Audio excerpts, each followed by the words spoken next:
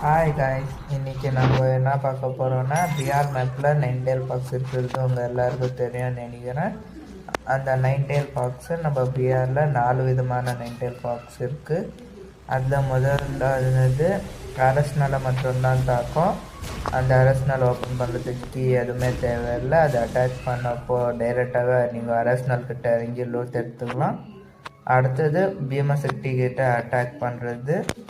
இங்கே இறங்குனீங்கன்னா உங்களுக்கு தேவையான எல்லா லூட்டுங்களும் கிடைக்கும், அதே அளவுக்கு கில்லுங்களும் கிடைக்கும். ஆனால் நீங்கள் பார்த்து இறங்கணும், ஏன்னா எனிமிங்க நிறைய பேர் இறங்குறதுனால எங்கெங்கேருந்து அடிப்பாங்கன்னு தெரியாது.